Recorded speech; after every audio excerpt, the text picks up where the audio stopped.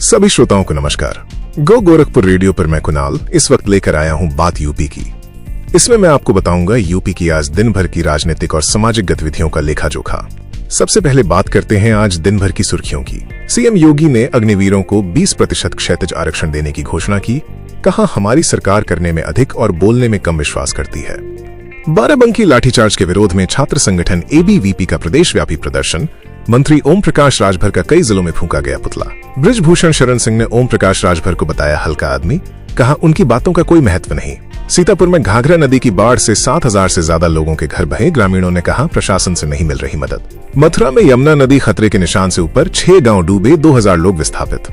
अयोध्या में सपा प्रदेश अध्यक्ष श्यामलाल पाल बोले वोट चोरी करने वालों को जनता बर्दाश्त नहीं करेगी। प्रयागराज के राजर्षि टंडन मुक्त विश्वविद्यालय को NIRF रैंकिंग में मिला 3रा स्थान। लखनऊ नगर निगम में सदन की बैठक में पार्षदों के हंगामे के बाद मेयर ने छोड़ी कुर्सी। गाजियाबाद में गणेश मूर्ति विसर्जन को लेकर आज से ट्रैफिक डायवर्जन, भारी और हल्के वाहनों पर लगी रोक। अब जानते हैं इन सभी खबरों को विस्तार से। प्रदेश सरकार की महत्वपूर्ण घोषणा के साथ शुरुआत करते हैं। मुख्यमंत्री योगी आदित्यनाथ ने कहा है कि उनकी सरकार अग्निवीरों को 20% क्षैतिज आरक्षण देगी। इसके साथ ही उन्होंने कहा कि सरकार वीर नारियों के साथ खड़ी रहेगी और उन्हें सामाजिक सुरक्षा की गारंटी देगी। मुख्यमंत्री ने यह भी बताया कि उनकी सरकार कम बोलने और अधिक काम करने में विश्वास करती है। उन्होंने कहा कि उत्तर प्रदेश पुलिस बल आज देश का सबसे बड़ा पुलिस बल है, जिसमें लगभग 4.5 लाख पुलिसकर्मी हैं। उन्होंने लखनऊ और गोरखपुर में सैनिक स्कूल खोलने का भी जिक्र किया। मुख्यमंत्री ने गोरखपुर में गोरखा युद्ध स्मारक के सौंदर्यीकरण और गोरखा म्यूजियम का शिलान्यास किया। यह म्यूजियम उन गोरखा सैनिकों की वीरता और त्याग को अमर बनाएगा जिन्होंने भारतीय सेना में रहकर देश की सेवा की। अब रुख करते हैं राजनीति की खबरों का। बाराबंकी में छात्रों पर हुए लाठीचार्ज के बाद प्रदेश की राजनीति में हलचल तेज हो गई है। समाजवादी पार्टी के प्रदेश अध्यक्ष श्यामलाल पाल ने अयोध्या में भाजपा सरकार पर हमला बोला। उन्होंने कहा कि बच्चों की कॉपी, किताब और कलम पर 18% GST लगाया गया है, जबकि सोने पर मामूली टैक्स है। उन्होंने इसे बड़े उद्योगपतियों को लाभ पहुंचाने वाली व्यवस्था बताया। उन्होंने ये भी कहा कि वोट चोरी और डकैती करने वालों को जनता अब बर्दाश्त नहीं करेगी। एबीवीपी कार्यकर्ताओं पर लाठीचार्ज और मंत्री ओम प्रकाश राजभर के गुंडा वाले बयान को लेकर प्रदेश भर में विरोध प्रदर्शन जारी है। सोनभद्र में अखिल भारतीय विद्यार्थी परिषद के कार्यकर्ताओं ने राजभर का पुतला जलाया और पुलिस से धक्का मुक्की भी की। उन्होंने राजभर से माफी मांगने और पद से इस्तीफा देने की मांग की है। इसी तरह का प्रदर्शन मथुरा, बरेली, आजमगढ़ और अयोध्या में भी देखने को मिला, जहां एबीवीपी कार्यकर्ताओं ने राजभर का पुतला फूंका और सरकार से उन पर कार्रवाई करने की मांग की। पूर्व बीजेपी सांसद बृजभूषण शरण सिंह ने भी इस मामले पर बयान दिया है। सीतापुर में पत्रकारों से बात करते हुए उन्होंने ओम प्रकाश राजभर को हल्का आदमी बताया और कहा कि उनकी बातों का कोई महत्व नहीं है। वहीं कांग्रेस प्रदेश अध्यक्ष अजय राय को इटावा जेल में कार्यकर्ताओं से मिलने से रोका गया, जिसके बाद वो जेल के बाहर ही धरने पर बैठ गए। उन्होंने कहा कि जब सत्ता बदलेगी तो पूरा हिसाब किया जाएगा। लखनऊ में नगर निगम सदन की बैठक में जमकर हंगामा हुआ। पार्षदों ने पिछले निर्णयों की पुष्टि को लेकर हंगामा किया। जब पत्रकारों द्वारा वीडियो बनाने पर मेयर सुषमा खरकवाल ने आपत्ति जताई तो हंगामा और बढ़ गया।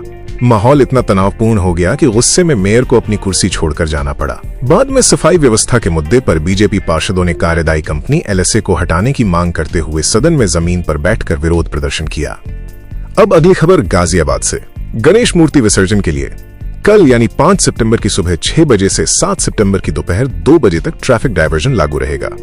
एडिशनल डीसीपी ट्रैफिक सच्चिदानंद के अनुसार मेरठ, मोदीनगर, ALT, पाइपलाइन मार्ग और दुहाई पेरिफेरल उतार की ओर से आने वाले सभी प्रकार के भारी, मध्यम और हल्के मालवाहक वाहनों और बसों का मुरादनगर, गंगनहर की ओर जाना पूरी तरह से प्रतिबंधित रहेगा। दिल्ली बॉर्डर से आने वाले वाहन भी गाजियाबाद की ओर नहीं आ सकेंगे और उन्हें वैकल्पिक मार्गों का प्रयोग करना होगा। अब बात करते हैं प्रदेश के कुछ हिस्सों में मौसम और बाढ़ से अस्त व्यस्त हुए जनजीवन की। प्रदेश के कई हिस्सों में बाढ़ और बारिश ने कहर बरपा रखा है। सीतापुर के शुक्लपुरवा गांव में घाघरा नदी की बाढ़ से लगभग 7,000 लोगों के घर बह गए हैं। लोग बेघर होकर अस्थायी झोपड़ियों में रहने को मजबूर हैं। उनका आरोप है कि प्रशासन से कोई मदद नहीं मिल रही है। मथुरा में भी यमुना नदी खतरे के निशान से 40 सेंटीमीटर ऊपर बह रही है, जिससे 6 गांव पूरी तरह से डूब गए हैं। वृंदावन की 12 कॉलोनियों से 2,000 से ज्यादा लोग विस्थापित हो गए हैं। प्रशासन ने हेल्प डेस्क और हेल्पलाइन नंबर जारी किए हैं और राहत और बचाव के लिए SDRF और NDRF की टीमें तैनात की गई हैं। मौसम विभाग के अनुसार आज मथुरा, हाथरस, आगरा समेत 14 जिलों में भारी बारिश का अनुमान है, जबकि झांसी, ललितपुर समेत 29 जिलों में हल्की बारिश की संभावना है। मौसम के इस कहर के बीच एक अच्छी खबर शिक्षा जगत से है। उत्तर प्रदेश राजर्षि टंडन मुक्त विश्वविद्यालय प्रयागराज को राष्ट्रीय स्तर पर NIRF रैंकिंग में तीसरा स्थान मिला है। कुलपति प्रोफेसर सत्यकाम ने कहा कि इस उच्च रैंकिंग के बाद अब अधिक से अधिक छात्र मुक्त विश्वविद्यालय की तरफ आकर्षित होंगे। अब बात करते हैं प्रदेश की कानून व्यवस्था की।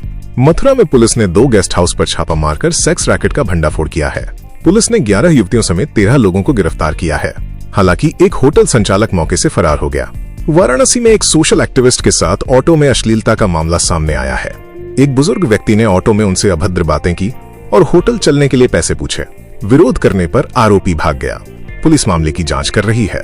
गाजियाबाद में एक नेशनल जूडो कराटे खिलाड़ी ने अपने पति, दरोगा ससुर और 2 अन्य लोगों के खिलाफ दहेज उत्पीड़न, मारपीट, न्यूड वीडियो बनाने और 2 बार जबरन गर्भपात कराने की रिपोर्ट दर्ज कराई है। पीड़िता ने आरोप लगाया कि उसके पति ने थाईलैंड में उसे बेरहमी से पीटा था। गाजियाबाद में एक पत्रकार पर आवारा कुत्तों की शिकायत करने पर हमला किया गया। आरोप है कि कविनगर थाने में शिकायत के बाद SHO अनुराग शर्मा ने पीड़ित को ही थाने में बंद कर दिया और जबरन समझौता लिखवाया। मामले में एडिशनल पुलिस कमिश्नर आलोक प्रियदर्शी ने जांच के निर्देश दिए हैं। कानपुर में नाबालिग से रेप का आरोपी जतेंद्र गुप्ता गिरफ्तार किया गया है। जतेंद्र गोरखपुर से प्रतियोगी परीक्षाओं की तैयारी करने के लिए आया था और उसने 15 साल की नाबालिग को बहला फुसलाकर अगवा किया और 12 दिनों तक बंधक बनाकर रखा।